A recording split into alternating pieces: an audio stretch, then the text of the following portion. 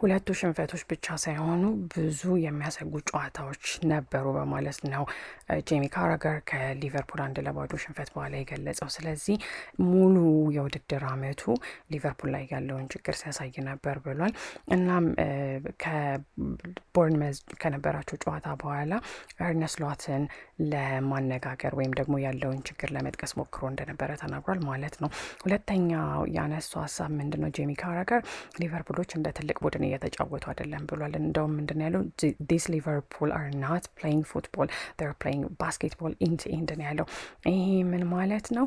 ጨዋታው ኪያቲክ ነው ወይም ደግሞ ክፍት ነው፣ ከቁጥጥራቸው ውጪ ነው በማለት ነው የተናገረው። ስለዚህ በቡድኑ ላይ ባላንስ የለም፣ መዋቅር ወይም ስትራክቸር ቅርጽ የለውም። ከዛ በተጨማሪ ደግሞ የተከላካይ መስመሩ አንድ ላይ በጥምረት እንደ ቡድን እየሰራ አለመሆኑን ተናግሯል።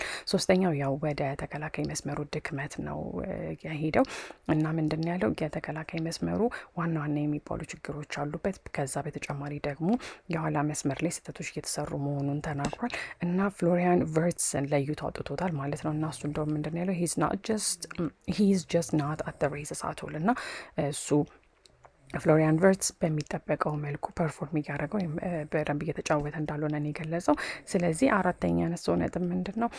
አሰልጣኙ ላይ ጫና እንደሚኖር ነው። ምክንያቱም ያወጣውን ገንዘብ ማግኘት አለበት እና ባለፈው የውድድር አመት አሪፍ ነበረ፣ ነገር ግን አሁን ያሉት ችግሮች መቀረፍ አለባቸው ብሏል።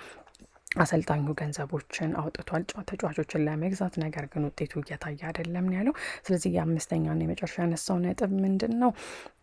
የአምና የነበራቸው ኳሊቲ ወይም ጥራት ላይ እዛ ላይ መመለስ አለባቸው፣ አሪፉ ፐርፎርማንሳቸው ላይ መመለስ አለባቸው ብሏል እና አምና ወደ ነበረን ጥንካሬ መመለስ አለብን፣ አንድነት፣ ከዛ በኋላ ደግሞ የራሱ የሆነ ቅርጽ ወይም መዋቅር ነበረው፣ በራስ መተማመን ቡድኑ ነበረው ብሏል።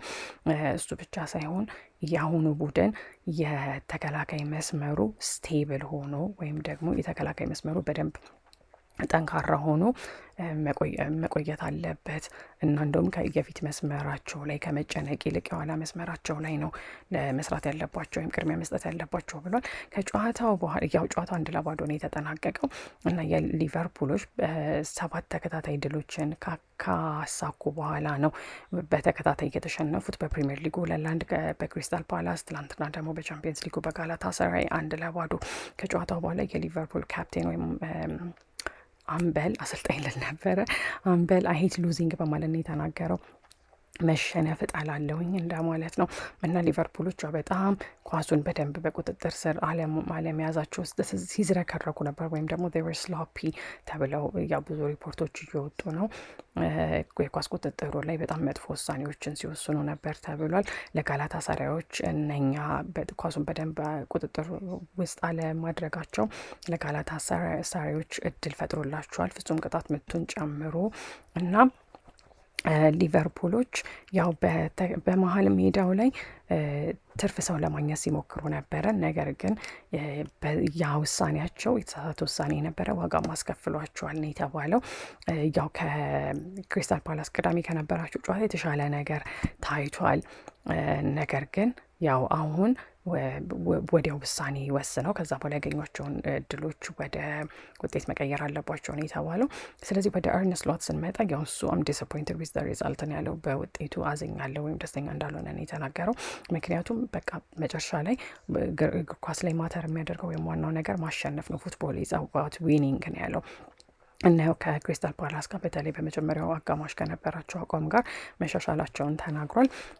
ስለ ፍጹም ቅጣት ምቱ ሲያወራ ዶሚኒክ ዞቦስ ላይ ምንም ያጠፋው ነገር የለም፣ ይልማዝ ትንሽ ነካ ሲደረግ ወደቀና we were outsmarted in that situation ያለው እነሱ ከኛ ብልጥ ነበሩ በማለት ነው የተናገረው። ስለዚህ የሊቨርፑል ኦቨርተርን የተደረገባቸውን ፔናልቲ ወይም ፍጹም ቅጣት ምት ደስተኛ ምድረው እድለኛ አልነበርንም we were unlucky በማለት ነው የተናገረው። እና ሊቨርፑሎች አምና ከነበራቸው አቋም እንዴት ናቸው ተብሎ በተጠየቀበት ጊዜ ከባለፈው የውድድር አመት አቋማቸው ብዙም እንዳራቁ ነው የተናገረው። እንዲያውም አሁን ያለው የሚጫወቱት የእግር ኳስ መርሃ ግብር እሱ ትንሽ እሱን ሲወቅስ ነበረ እና እንደውም ከባድ የሆኑ ከሜዳቸው ውጭ ጨዋታዎች ስላሉ እነሱ ነገሮች ለሽንፈታቸውና አሁን ላላቸው አቋም አስተዋጽኦ እንዳላቸው ነው የተናገረው። ከዛ በተጨማሪ የአሊሰን ጉዳይ ላይ አስተያየት ሰጥቷል። ስለዚህ አሊሰን ቀጣዩን ቅዳሜ ከቼልሲ ጋር የሚኖራቸው ጨዋታ ላይ እንደማይሳተፍ ነው የተናገረው። እና መሀል ላይ የጨዋታው መሀል ላይ መሐመድ ሳላና አሌክሳንደር ኢሳቅ ተቀይረው ገብተው ነበር። ያው ሁለቱም ጎል ማስቆጠር አልቻሉም። ስለዚህ ጋላታሳራዮች የተከላካይ መስመራቸው በጣም ጠንካራ ነበረ እና መጨረሻ ላይ ያው ድሉን ይዘው መውጣት ችለዋል።